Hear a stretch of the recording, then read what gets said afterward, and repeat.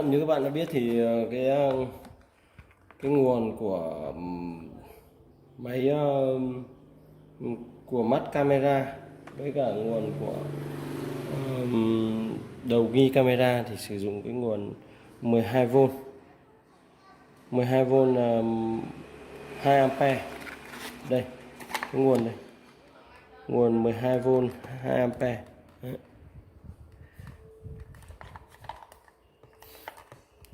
Tôi sẽ làm một cái video hướng dẫn các bạn cái đầu này tôi đã cắt ra rồi. Đấy, đầu tôi cắt ra. Tôi sẽ làm một cái video để hướng dẫn các bạn đấu cái dây nguồn để chạy cho đầu ghi camera. Đây, các bạn chuẩn bị cho tôi nhé, một cái dao dọc giấy, một cuộn băng dính.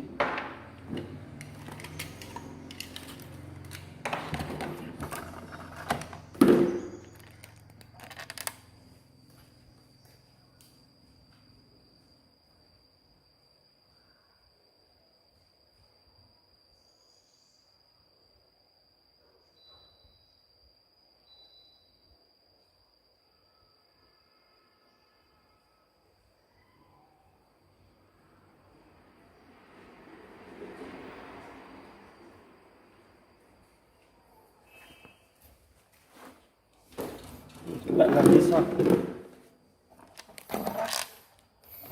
Các bạn làm như sau, cái đầu bên nguồn này chúng ta sẽ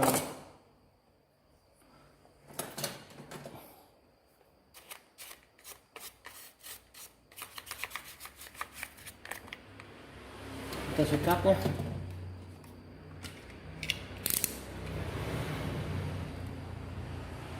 Dao dọc giấy cắt, nhưng mà các bạn là cắt nông thôi nhé, tránh chạm vào dây bên trong.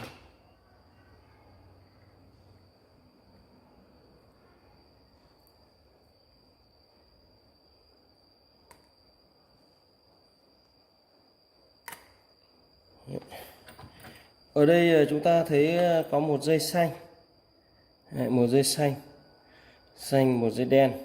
Thì ở đây dây này sẽ là dây mát các bạn nhé.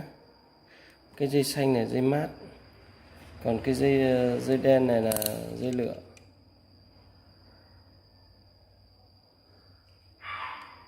Các bạn cứa cho tôi một cái lớp thật là mỏng.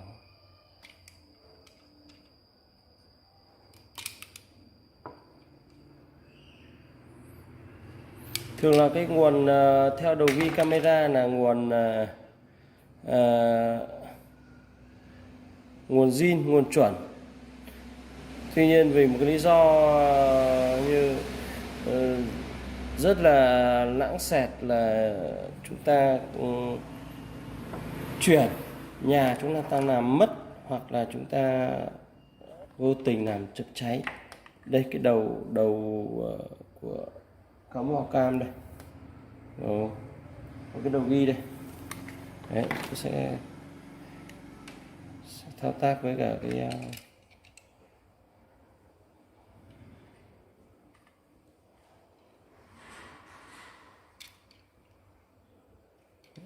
tôi cứa một cái đường rất là mỏng.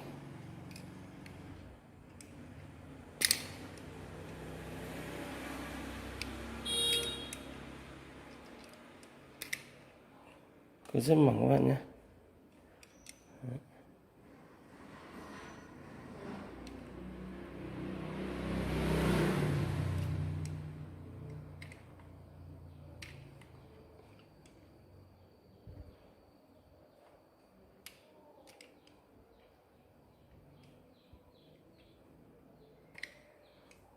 Đấy.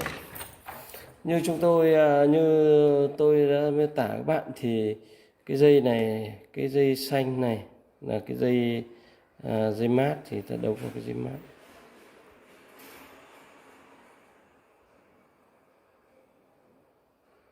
Đấy. Còn lại dây đỏ ta đấu với dây lửa, dây âm với dây dương đấy. Trong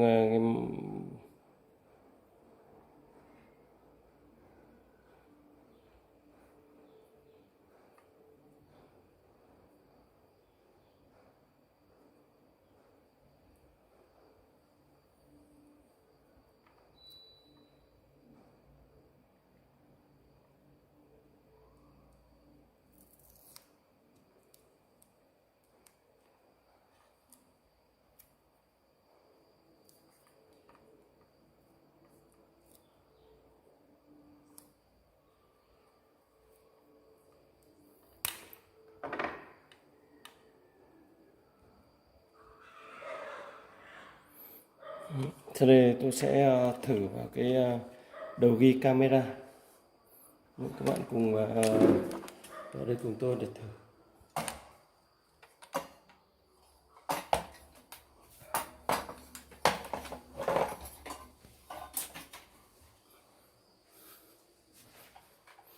Đây cái đầu ghi camera này.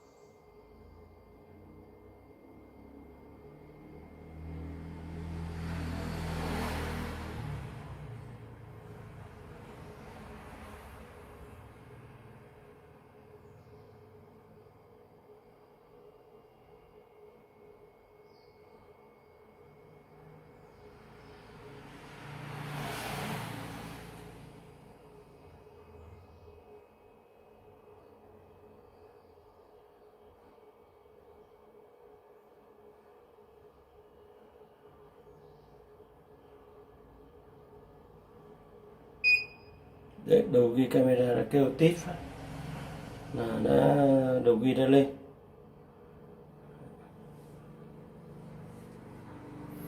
Bây giờ chúng ta rút ra để ta đấu nó hoàn thiện.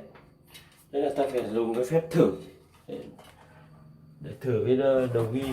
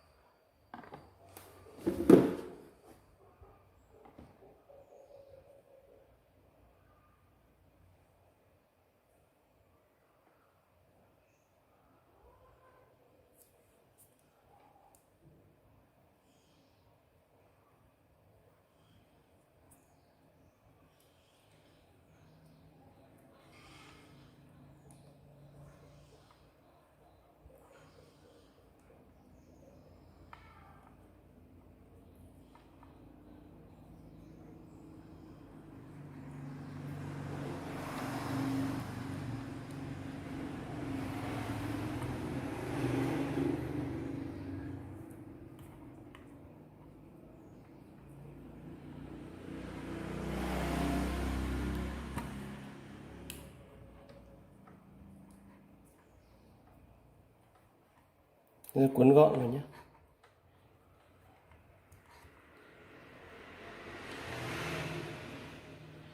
Chúng ta nhớ là lưu ý cho tôi là 2 dây dương chúng ta đấu với nhau, 2 dây âm đấu với nhau. Nhưng mà việc xác định dây âm dây dương thì chúng ta phải đọc thật kỹ nhé. Các bạn xác định thật kỹ cho tôi. Nếu mà các bạn nhớ có đấu nhầm thì nó sẽ không lên. Cái đầu ghi hoặc cái camera sẽ không lên, buộc chúng ta phải đấu lại.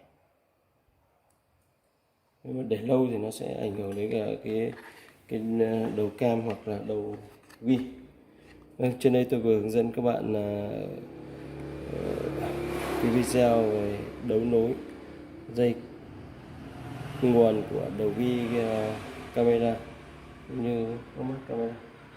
Xin chào và hẹn gặp lại các bạn trong video tiếp theo của tôi.